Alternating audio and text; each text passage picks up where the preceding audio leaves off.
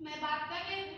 और जब ऐसे सारी घटनाएं हो रहे हैं तो मान्यवर ये बेटी बचाओ बेटी पढ़ाओ जैसी योजनाएं लागू कहाँ हो रही हैं। मैं बात कर लेती हूँ दूसरी योजना, मुख्यमंत्री रोजगार योजना।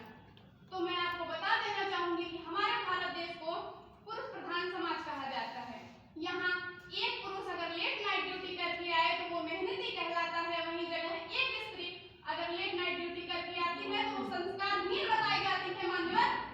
तो मैं पूछना चाहूंगी, और यहाँ तक कि महिलाओं के बस की बात नहीं है ये कहकर लोग प्रमोशन तक रुकवा देते हैं।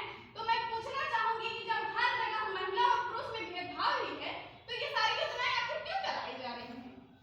इस योजना के चलाने का आशय क्या निकल रहा है? मान्यवर, हमें यह बताया जाता है कि हम स्वतंत्र हैं, नारियां स्वतंत्र हैं।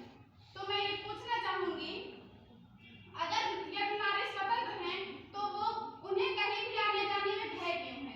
यदि नारी स्वतंत्र हैं तो वो दहेज की आग में क्यों जलाई जा रही हैं? और यदि नारी स्वतंत्र हैं तो वो गर्भ में ही क्यों मार दी जा रही हैं?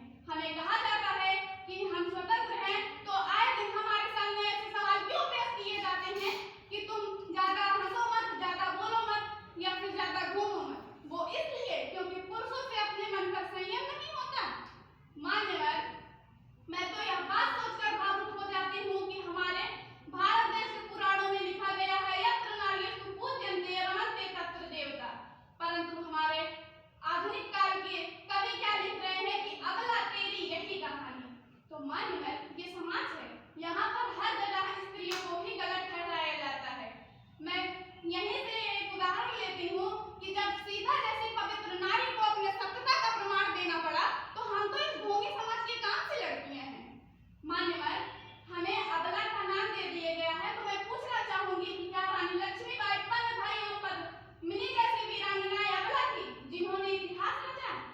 तो मैं पूछना चाहूंगी कि आखिर हमें अबला क्यों कहा गया?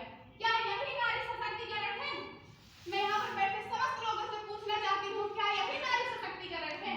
कहते हो अबला और बनाओगे सशक्त। वाह हरे समाज, मैं इसी के ऊपर थोड़ा और कहना चाहूंगी कि हमने युगों युगों से ही अपने साहस स्वर का परचम लहराया है तो हमें अबला ना कहा जाए। मैं एक पंक्ति कहना चाहूंगी कि वर्षों से एक चित्र खड़ा है विष्णु और लक्ष्मी का, पैर दबाती पत्नी है और देखो आराम पति का।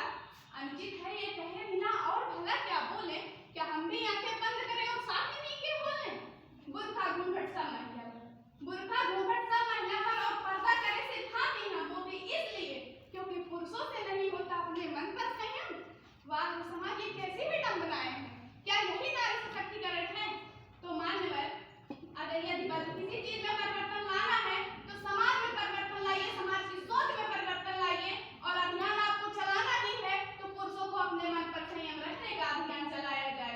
निष्कर्ष के रूप में मैं बस इतना कहना चाहूंगी कि ये जो सारी योजनाएं चलाई जा रही हैं वो कागज के कुछ पन्नों तक ही सीमित रह जा रही हैं। ये सैद्धांतिक रूप से लागू है परंतु व्यवहारिक रूप से नहीं। मान्यवर, मैं एक अंतिम प्रश्न पूछना चाहूंगी कि आखिर सशक्त किसे बनाया जाता है? जो कमजोर होते हैं। तो मैं पूछना चाहूंगी, जब जो लोग कमजोर होते हैं उसे सशक्त बनाया जाता है। तो मैं ये बता दूं कि हमारे भारत देश की महिलाएं ना तो पहले कमजोर थी, ना है और ना होंगी। बस उन्हें जरूरत है तो समानता का अधिकार देना। और जो भारत सरकार द्वारा ये 33% आरक्षण सीटें दी जा रही हैं, मैं कहती हूँ ये नहीं दिए जाए तो भी महिलाएं सशक्त होंगी। इनको अगर आरक्षण देना है तो आप उनकी मां की गर्भ भी दीजिए ताकि वो स्वतंत्रता पूर्वक इस धरती पर जन्म ले सके और अपने साहस स्वर को आगे बढ़ा सके। और साथ ही साथ मैं ये भी कहना चाहूंगी कि जब तक एक महिला दूसरी महिला के बीच में बहसबाजी करना बंद नहीं करती है तब तक महिला का सशक्त होना केवल एक मूर्खता है। मान्यवर, महिला आजकल मैं ज्यादा देखती हूँ जितना वाद विवाद एक महिला के ऊपर कर रही है उतना पुरुष नहीं कर रहे हैं। जब आज भी कुछ ट्रेडिशनल घरों में बड़े बुजुर्ग का ही चल रहा है तो वहाँ कहा जाता है, उस बड़े बुजुर्ग ही कहते हैं कि बहू ये नहीं करेगी, बहू वो नहीं करेगी या बहू पीछे कम जाएगी। तो अगर वही जगह वही महिला खड़ी होकर ये कहते कि मेरी बहू